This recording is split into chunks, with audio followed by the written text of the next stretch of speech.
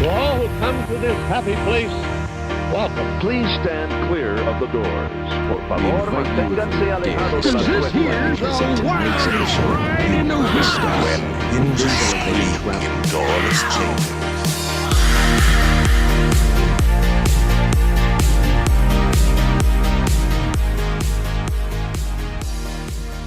Congratulations.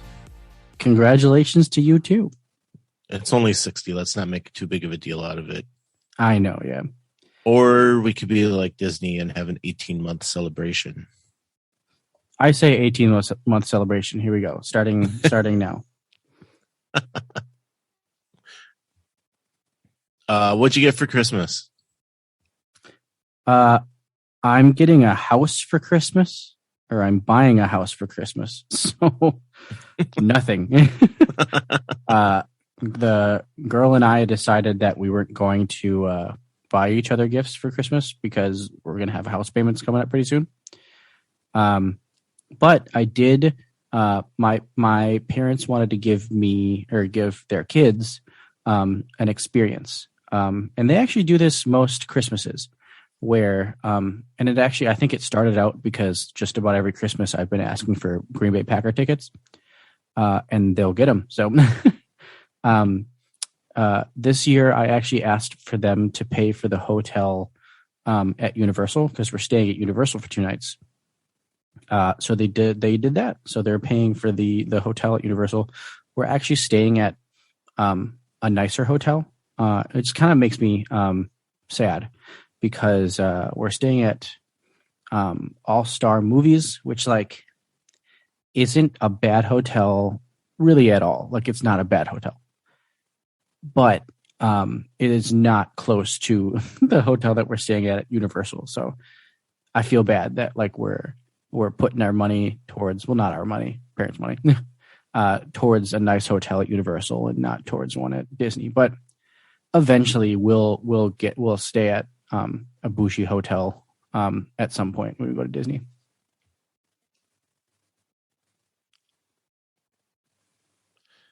Highly recommend getting into one of those. I hate that word bougie. I'm not hip like all you cool kids. So, yeah, we really enjoyed staying at the Contemporary. So I highly recommend trying to do something like that sometime. But yeah. Low key Christmas. I like that you've put your priorities in the right spot. I always have trouble with Christmas with, some people shower gifts and other people, are frugal like you're being. And I guess it's all what you can afford and what you enjoy doing. So good to hear. And it's funny. I'm usually the gift showerer. I enjoy buying the people around me gifts, and I enjoy doing that. And so I typically get my immediate family gifts, and then whoever I'm with gifts. Sometimes I'll get my friends gifts, but this year I told everybody they're getting thoughts and prayers because I'm building a house. Well, thank you. I appreciate the gift. I got a lot of great things that we were talking off the air about podcast equipment because I'm getting some new equipment and hopefully that will help all of your listening experiences out there. One of the things I did get though is a new 50th anniversary Walt Disney World book. And I have not gotten my hands on the official book that Disney has put out yet. But I have gotten this one that the Orlando Sentinel put together.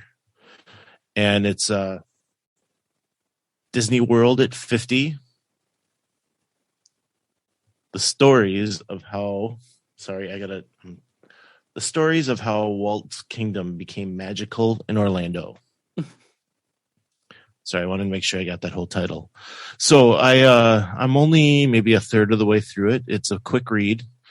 It's got news article. It's basically just a reprint of news articles over the last 50 years. It's not a huge book though. It's got a lot of pictures. and some really cool stories. And I'm not going to read everything to you. That would be pointless, but I do have it here in my hand, just for reference. And, like, as we all know, it started with all the secret land purchases and Walt passing away. And, really, well, before he passed away, it was a matter of, who's bringing this money into town, right? Who's buying all this land up? And eventually, one of the things that I found interesting. Now, this is in 1965, okay? And obviously the newspaper and the people in the area, they're all trying to figure out who's this mystery industry that's coming into town. And the headline for the article is "Girl Reporter Convinced It's Walt Disney." Okay. I find that in 2020, almost 2022, quite interesting that they refer to her as the girl reporter. Okay. Her name is Emily Bavar, and she was able to go to California and realize that Disney knew quite a bit about Florida. And while he didn't say that it was him, he also did not say that it was him. Did not say. I don't like double negatives. So anyway, I thought that was kind of an interesting aside. Also, they had this. Can you believe they put, again, this is the late 60s, early 70s. They put $500,000 into the preview center, which all it was basically a marketing shop, right? Like, it was free to get in, and so it was all in the name of marketing to get you excited to show up at Disney World when it opened. I was floored by that. And people were there in line, sitting in cars for miles, waiting to get in there.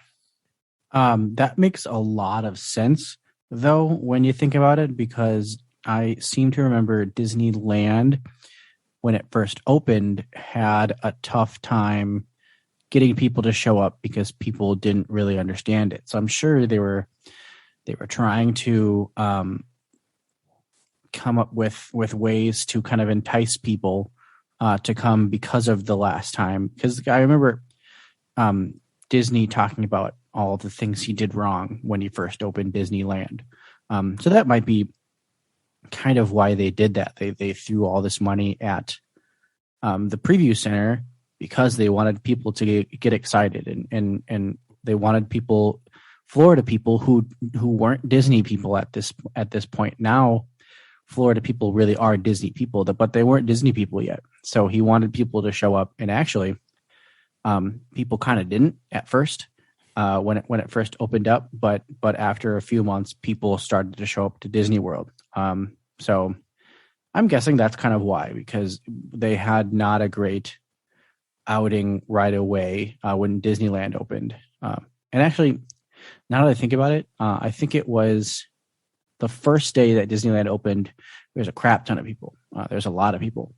And that was actually because they had counterfeit tickets on that first opening day. But I seem to remember them having a tough time like that, either like that first year or the first couple months, to get people to show up because they thought it was just like some random, like they didn't know what theme parks were, like, because Walt pretty much invented theme parks. They thought it was going to be like a carnival type thing. So yeah, and remember Disneyland opened in July of 1955, and they did pretty good over the summer, but when the kids got back in school, all of their attendees or guests kind of dried up. They weren't coming anymore.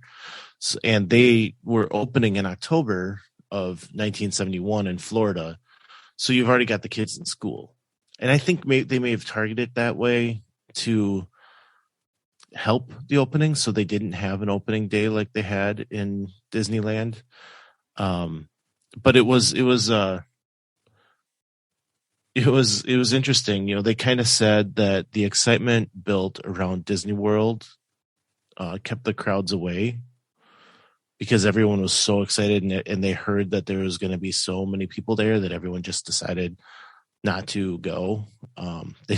They were saying that the line was going to stretch, the line of cars would stretch all the way to Macon, Georgia, which it took us about 6 hours to drive there from Disney World. So that's a pretty long line to sit in. That didn't happen. They had just over 10,000 people the first day, and I think about 11,000 the next day.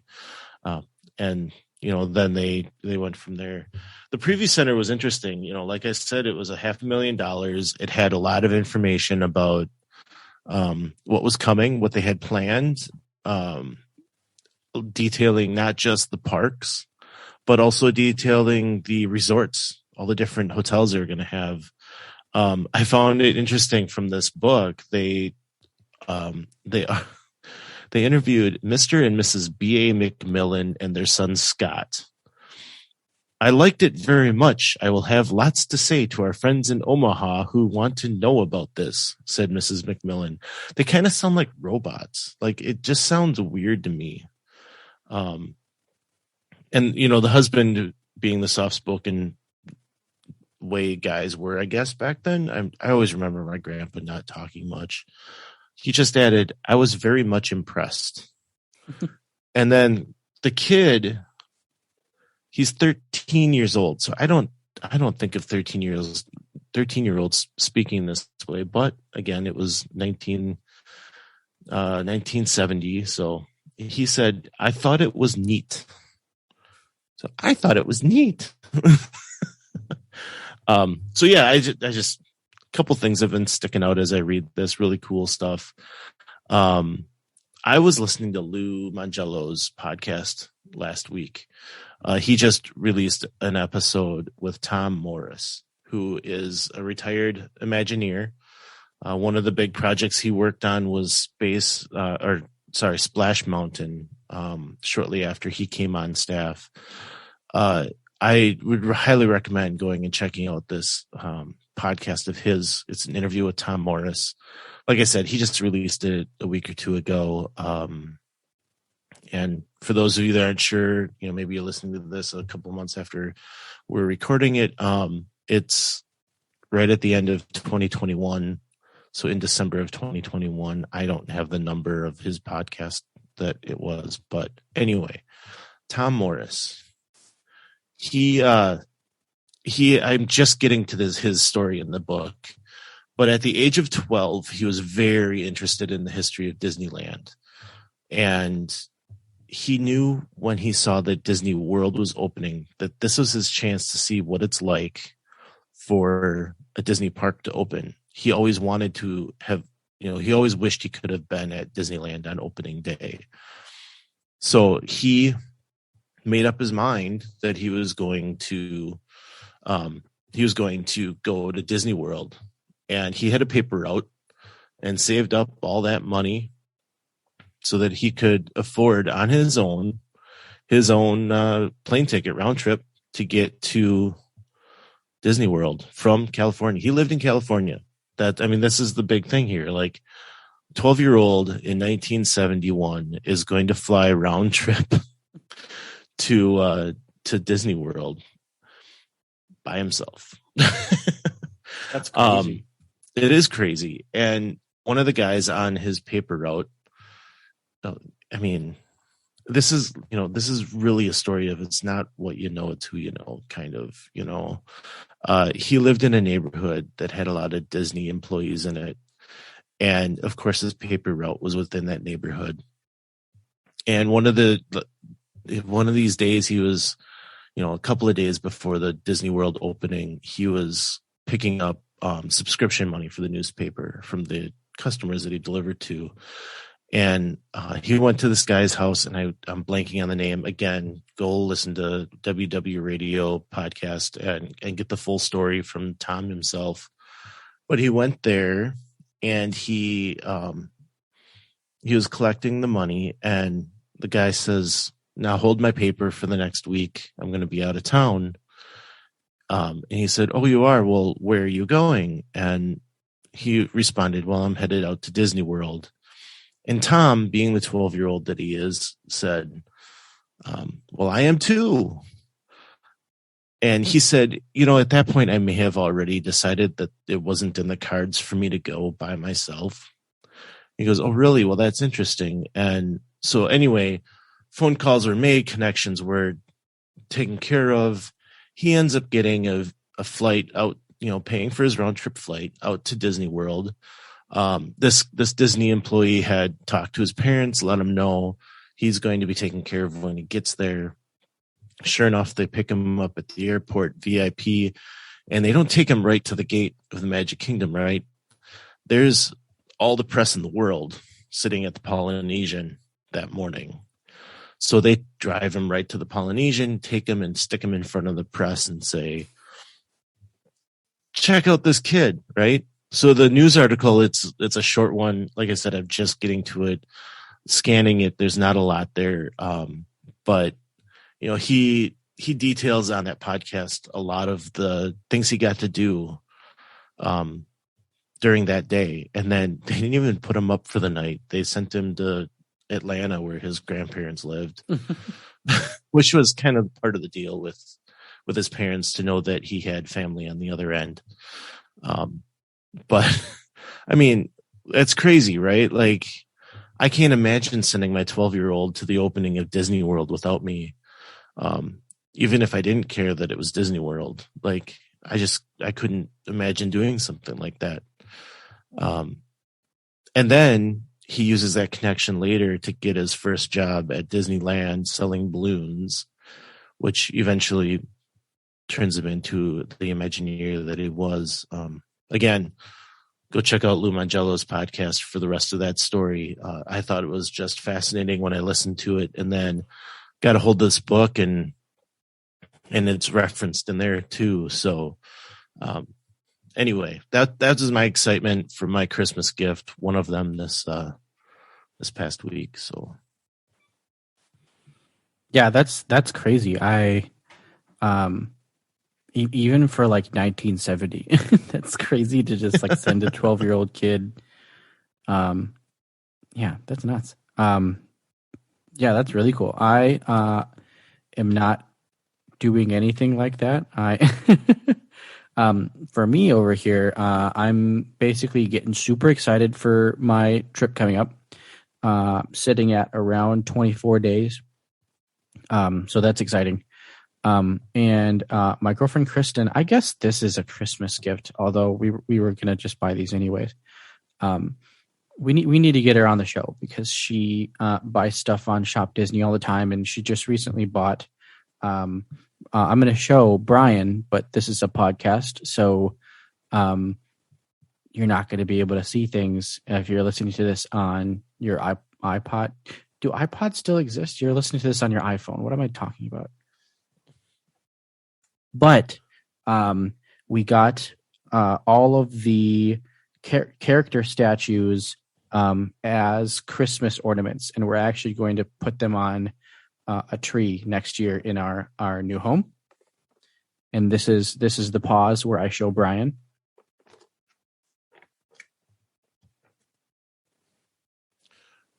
No way. So wait a minute. These are the Fab 50 ornaments that were done. These okay, my head's exploding right now. I saw the Fab 50 statues going up at the end of the summer, early fall, whatever it was. I saw them all going up, and I thought they need to sell replicas of these. And how cool is that they made ornaments of them? That my mind's blown. Like, I didn't know they had done that. So Brian, this is what we did, and this is how into she's just the one. Every podcast, I'm going to have a moment where I just talk about how great my girlfriend is. But we have like 5 boxes of these. We got every single one. And so we're gonna have a whole Christmas tree with all of the Fab 50 ornaments on them. But yeah, it's this one's kind of cool because it has Figment. I don't know if you saw. I did notice Figment right away. That was the first one I saw. But yeah, it's pretty cool. And I'm super into it. She wants to get, they're all gold. Which they should be because they're, the Fab 50 statues. And she wants to get she saw this on like Pinterest or something, but she wants to get a pink tree and put the gold ornaments on it. That's what she wants to do. I'm all for it because it's Disney ornaments. So, but that's her plan. But yeah, we've got like 5 or 6 boxes of these because she ordered every single one, and she actually had to order a couple of them on eBay because they sold out. And she actually found them on eBay for right around the same price as they would be online. So that's pretty cool. Nice. But yeah, they're just kind of like sitting around our apartment right now. But also with that, Brian, I was going to show you also, this is terrible content for a podcast, but we're doing this anyways. We got one of these boxes from eBay, and they sent us a Disney World 50th sticker. It's like super counterfeit. Really? It's like somebody just made one of these stickers. Like it's like super grainy. It looks cool, like from afar, you like can't tell. Definitely counterfeit. Like I just thought that was funny. I mean, I think I'm gonna slap it on my laptop. But still, it's just kind of funny that somebody made a counterfeit 50th sticker.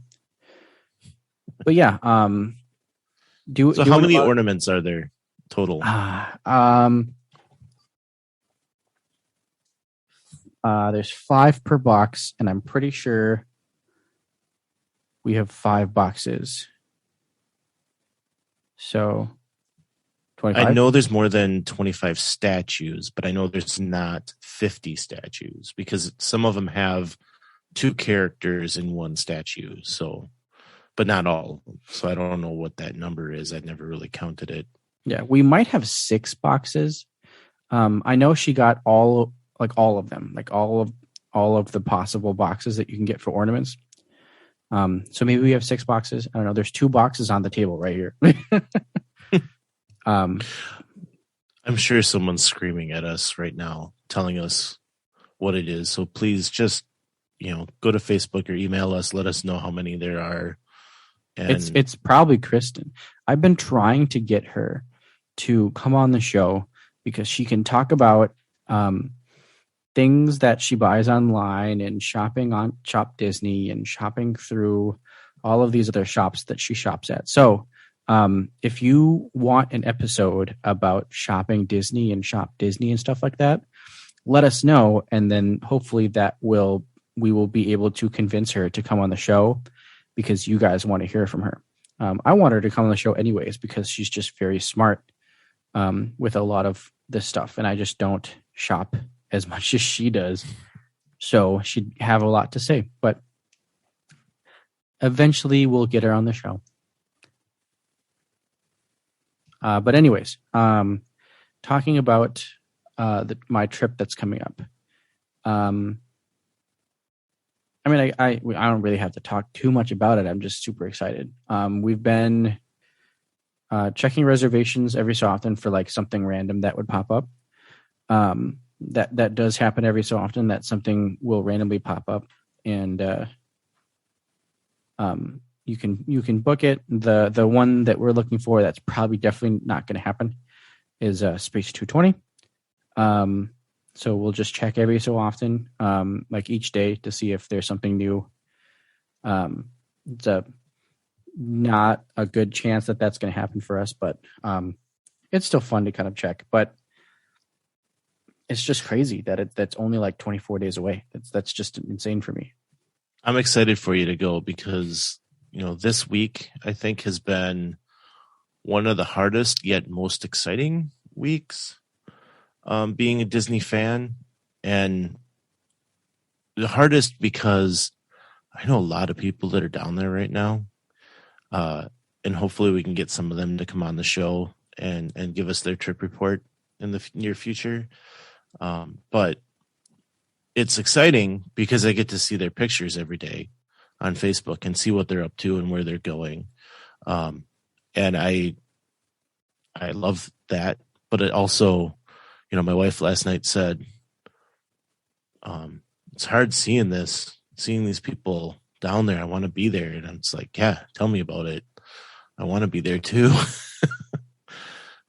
So it's fun seeing those pictures, and Mykhailo, you better be sending me pictures. Oh, of course, Brian. We got to get you set up with Snapchat because it's just so much easier to share pictures.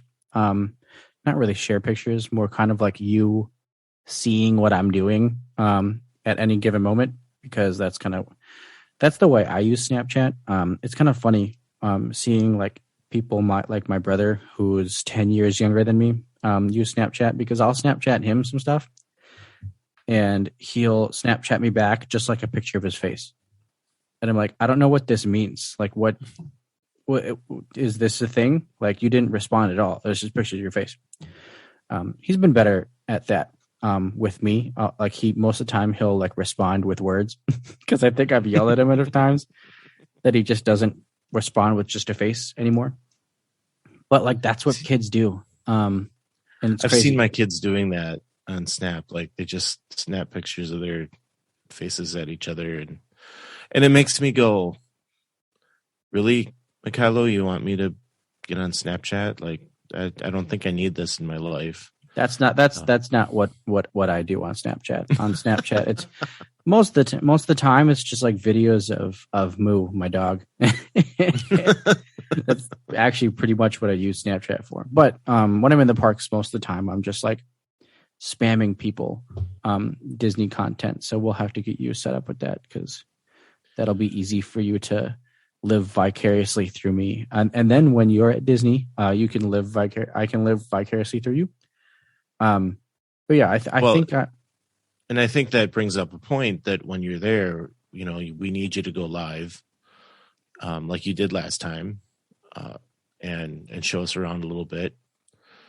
So, more reason for you listeners to get on Facebook and follow us, or however he may go live. Maybe he's going to use Instagram or something. I don't know, but Instantgram. The gram.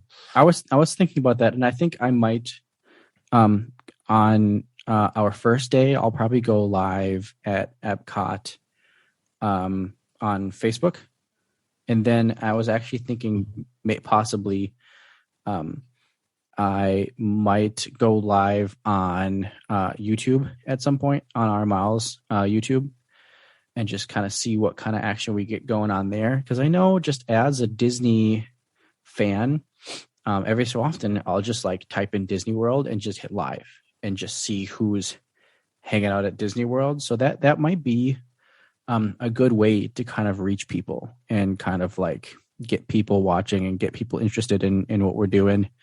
And I can talk about the podcast, and they can go check us out, and it'd be fun. And it's just, that's the kind of content I know that I look for. So it'd be cool to be making that type of content while at the parks. So we'll see how that goes. I know Facebook, sometimes we get a good amount of people and sometimes we don't. So we'll see what YouTube brings us. But yeah, I know I'm kind of excited about that, and excited to eat at all of these amazing places that I'm going to eat at. It's going to be a lot of fun. But yeah, just kind of, I'm just super excited. I've hit the excited point at this point now, especially now because, it's almost New Year's. Once I get all of that stuff behind me, literally the only thing to look forward to is the trip. I do have a big gig coming up next week. And it's called Joey's Song. If anybody in the Madison area knows or has heard about that. But it's actually a gig for children with epilepsy. And I'm doing it for free.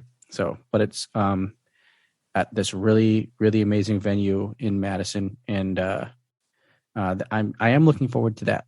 But like, honestly, like after New Year's and after that, it's just the trip. And I'm also a little worried. I feel like I'm going to just stay inside this entire time because I don't want to like get sick or have anything like that happen, just in case like that ruins the trip. So I'm going to start probably like honestly just like staying inside until the actual trip comes around. But yeah. As I said, I'm pretty excited for you as well. I'm going to change gears on you. And I don't know, I'm hitting up some news items I saw on Facebook. So did you watch the Christmas special on Christmas morning, the parade and everything? no, I actually watched I watched a Christmas parade at one point, but it wasn't Christmas morning. So I don't even know if it was that one. So that's interesting.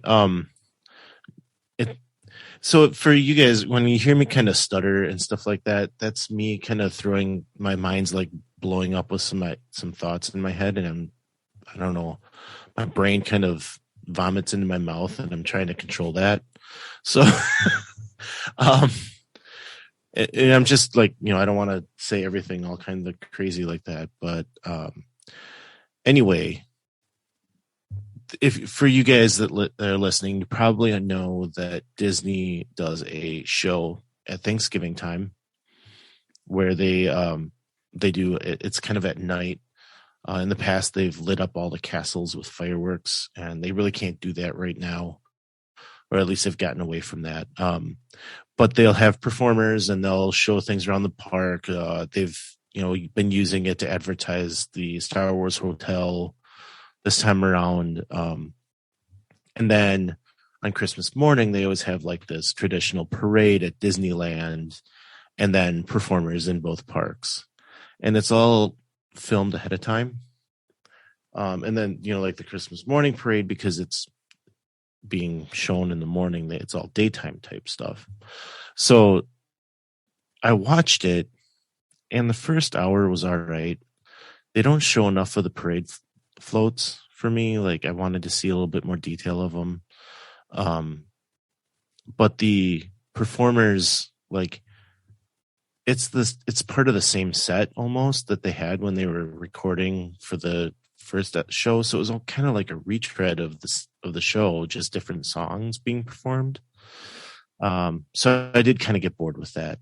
But back to the brain fart I had earlier, that's where you said you watched a little bit of a parade. Well, like, I got up like 20 minutes before the show got over, and I started getting ready for the rest of the day. And I come back to the TV right at 11 o'clock our time. The Disney parade was over and another parade was starting, but it had Mickey and Minnie at the beginning of the parade. And I'm like looking at it, it's all 50th anniversary stuff. And, like, it's different announcers. It's at night. Kind of a cool looking float. Mickey and Minnie in their iridescent outfits. Come to find out, it's the Chicago holiday parade that they're showing. And, it was done at night. So obviously not at 11 o'clock in the morning. So I don't know what point in December they did that, but I thought that was pretty cool that they followed up the Disney parade with more Mickey and Minnie. And they were able to do that. So, Mickey is getting his way around the country, I guess. Yeah, that's pretty cool. I think the one that I watched was actually, I think it was like the Christmas special. And I think it was the one with like, what's her name? That singer that sang the Mulan song. Christina Aguilera? No. Yeah. Yep. Yeah. It had Christina Aguilera in it. So there's all these like really, really famous people. So I think it was like just the Christmas special that I saw at one point. So I watched that, but I didn't watch the parade. I'm not a huge parade fan. I've definitely mentioned that before on the podcast. And I don't know. It's something to do with the amount of parades that I've marched in and stuff like that. I don't know. I'm just not a huge parade fan. Even when I was in the Macy's Thanksgiving Day Parade, I only watched that, like the section that I was in. Yeah, just like not, I don't know. Even when they're on TV, just not a huge parade fan. But yeah. Did you see the trams are returning? I think you messaged me that you didn't care. Yeah, I did, and I don't. It's funny. So this is something we can kind of talk about is the things that people in Florida and like other like big Disney nerds get excited about that just completely don't affect us because we vacation in a way that like people who live there don't. Even like Floridians that have to travel long distances. I mean, I don't ever have to take a tram. Like I just don't park. I just don't do any of that stuff. Because like you're usually on a bus or monorail Exactly. or something, right? Yeah. And another thing that I saw was people were saying, oh, now you can go to other resorts and just kind of like walk around. And like this whole time I was like, they weren't going to stop me because I was going to be on a bus. Like, I just don't think, and honestly, I mean, I guess I was doing that when I was down there during COVID and nobody ever stopped me. We did the same thing. Yeah. So it's like a lot of this stuff doesn't affect us because we're miles from Main Street, because we are so far away from the parks that we actually have to use Disney transportation. We don't ever really use our own modes of transportation to get around the Disney property. So a lot of that stuff just doesn't affect us. On your last trip, though, you were off property, so you weren't affected by, or you didn't have like direct access to the transportation like we did when we were there a couple months later. And the lady at the front desk when we first checked in, she said, you know, if you have your own car, it's going to be a lot better if you drive yourself over. And I had heard that a lot from people before we had arrived as well, that just the shortage of bus drivers, the times that it was taking, it was better to drive yourself over to a park, you know, yourself. So anyway, that's what we did. Trams were not running at that point. And let me tell you, I could feel it. So I do appreciate that the trams are back now. And I do feel for those people that were having to walk from the non-preferred parking, as I did all those days. So I do appreciate that. You know, it's like when you first get there and you're running towards the park, you don't care that you're walking that little bit extra, but it's at the end of the day, after you've already put on 10 miles, that you're walking back and you don't want to walk that far. And that's where the trams really come in handy. So I appreciate that they're back, even though you may not. Yeah, I don't know. I've just never really ridden in them. So I just don't have any good feelings, good or bad, about the trams. But yeah, I find that interesting that there are these things that like people will announce and people will complain about. And when we say people, I'm talking about like Disney vloggers, like people who are constantly going to Disney, that live right around Disney. They'll announce these things as if it's like a godsend. And I understand that like it totally is for locals and stuff like that. But yeah, I just doesn't really affect me. But in their defense, there's a lot of chatter on Facebook and stuff too that, you know, people were upset that the trams weren't back yet. So, you know, whatever. I love that we disagree on things like this once in a while. It makes it fun. So good stuff there. Okay, so speaking of disagreeing, we'll do a little segment in the show, and it'll be called Hot Take. And what we're going to do is, Brian, do you know what a meme is?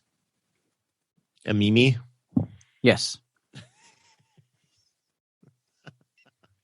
He's shaking his head at me because I'm old. Anyways, there's a meme of a man, and he's sitting in front of a table, and on the sign it says, it's got like a blank, and it's like convince me otherwise or something like that. I can't remember exactly what it says. I'm not that into memes. Or no, it's changed my mind. So it's like blank is like, it's like blank is better than blank. Change my mind. So we're going to have a little segment here that are hot takes, change my mind. And we're going to pick one. And it's going to be some kind of controversial opinion that we have about Disney. I got one. Joffrey's is better than Starbucks. Go ahead and change my mind. Okay, well, I've got a full PowerPoint here ready to change your mind. I don't know.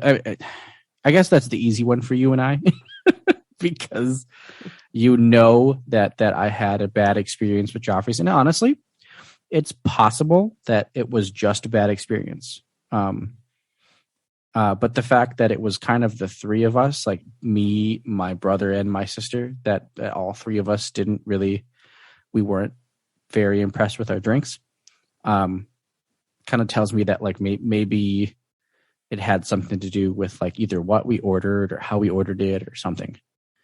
But we just were not too impressed with what we had. So hopefully that can change, because I'm definitely going to give Joffrey's a chance when I go back. So we'll see if something happens and it changes my mind. But I just didn't have that great of an experience with it. I kind of have one, and I guess we could do a couple if you can think of a couple.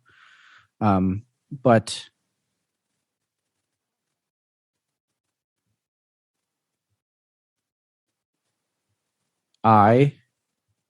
you can't hurt me after I say this.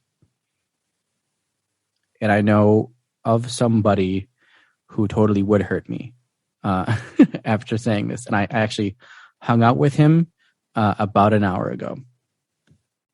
We're talking about Luke. But I think Illuminations was better than Wishes. I put it out there.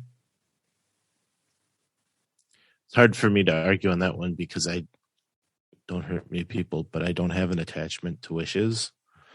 Happily Ever After is my go-to fireworks show. I need to give Enchantment more time. I need to give Harmonious more time. So, and by more time, I mean I need to watch it more. I need to actually get down there and see it. Until that happens, it's hard for me to give a strong opinion. Yeah, and I actually do, and it's funny, and maybe it's because so far out of all of I haven't seen Harmonious yet. I still haven't even watched a YouTube video of it, but out of all of the nighttime spectaculars that Disney's come out with, Illuminations is still my hands down favorite one ever. Mainly due to that amazing music. I very much enjoy the music, but it's hard. And it's funny because I did have a decent attachment to Wishes, because I saw Wishes a couple times in the park and I really enjoyed that. And Happily Ever After is a really, really good one. And it is frustrating that it's gone now. But at the time when it was apples to apples, I preferred Illuminations over Wishes. I think you'll find people to agree with you on that. So, I have a good one. I think all of the All-Stars are still better than Pop Century. Changed my mind. And it's funny, I can think of friends also now who are, if they're listening right now, they're screaming at the podcast because they love Pop Century.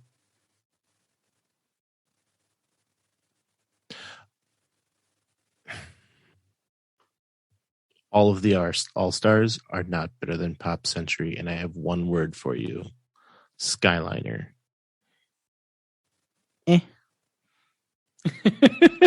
That's your You can throw up your all you want, but the honestly, the only redeeming factor that I feel like Pop Century does have is its proximity to Art of Animation. Like, and the Skyliner is great too. Like that's cool, but I don't know. I just, for me, that mode of transportation isn't a make or break whether or not I stay at a resort or not.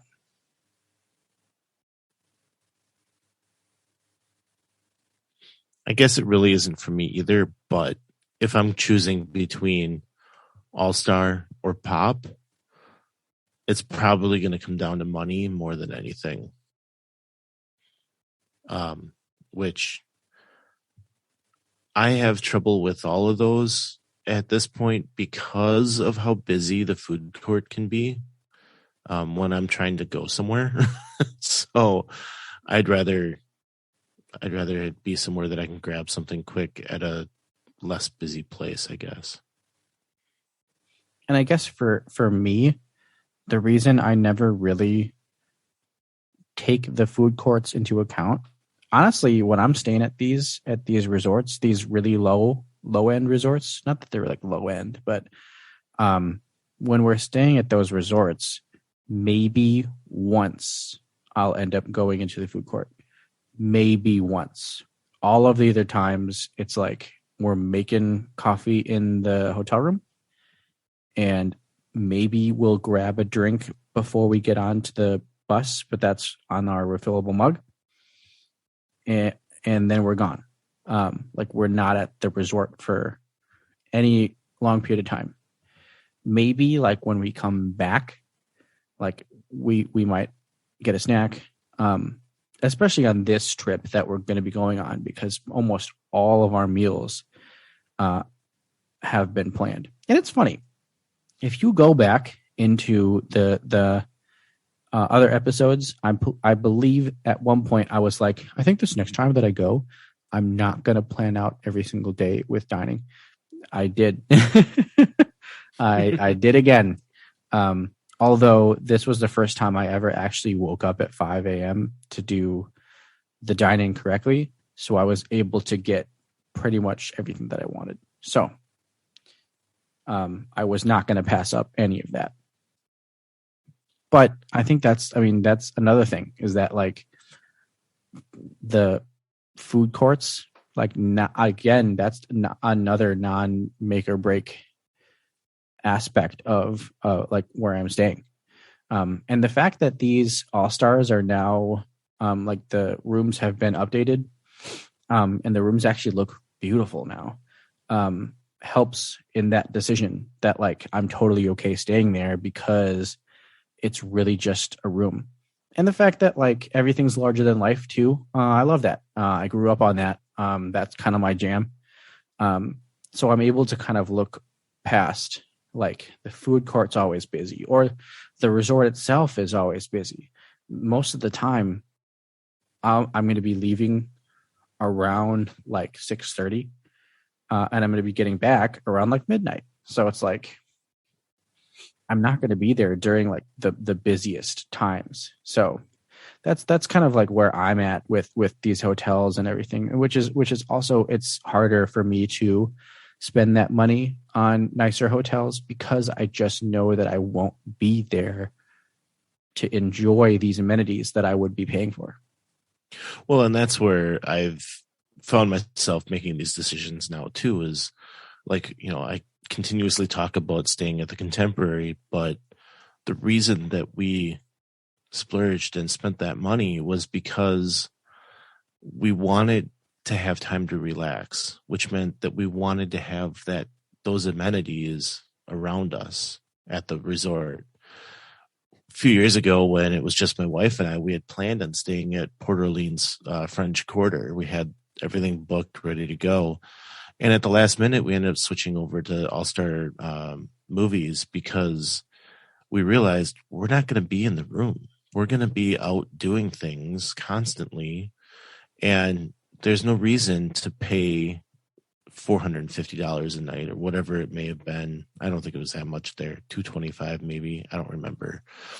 But it wasn't worth paying that for a bed when I could get it for half that somewhere else. So that's why we ended up at All-Star. And that's where a lot of our decisions are now being made is, on this last trip, it was, okay, we're going to go, but let's not make this we got to do it all type of trip.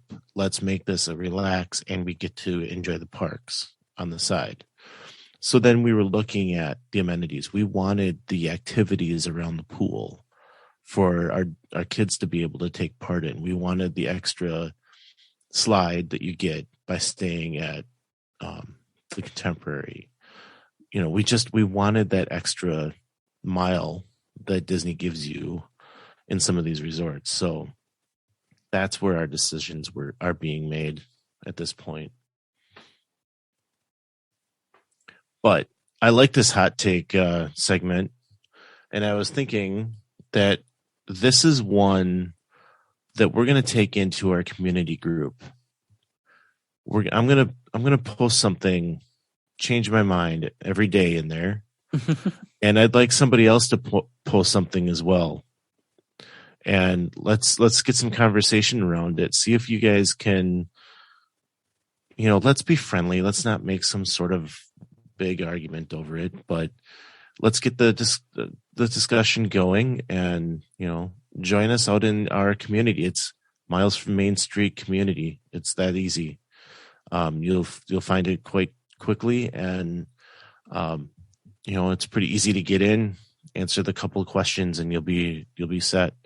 So come on out and join us in the community. Give us your hot take. And beyond that, find us on Facebook, Instagram, Twitter. It's all Miles from Main Street out there. Twitter is @Miles Podcast. And if you don't like any of that social media stuff, send us an email. It's milesfrommainstreetpodcast@gmail.com. Every week I'm putting out information about the new episode, and we'd love to hear your thoughts underneath it. Last week's episode, we talked about Genie Plus a lot, and I've gotten some good feedback. And when Mykhailo returns from his trip, and we're going to do a follow-up on Genie Plus, how it went for him, and let you know how, we'll compare and contrast what we did. And I've already got those comments queued up, ready to go for that episode. So if there's anything you guys want to add, please let us know. And finally, I'm going to end this little ramble. We're looking for you guys to let us know about your trips. We want to have you come on the show, tell us your experience. If you've been on a trip recently, if you've been on a trip in the last year, maybe you have a really memorable trip from 5 years ago. Let's talk about it. Get you out here and let's hear about that trip. And we want to hear about it and talk about it, relive that trip with you. So give us an email, hit us up on the message boards, whatever, instant messenger stuff on the social media. I'm ready there waiting for you guys to message us anything. So go for it. Yeah. So I think this is a good episode. I know I had fun. That's always what I want to do whenever I get together with my buddy Brian, is talk about Disney and have fun. And we really hope you guys enjoyed it too. But remember, some live close and others don't. So let's talk about it. That's all we got for you guys tonight. We'll see you next time on Miles from Main Street.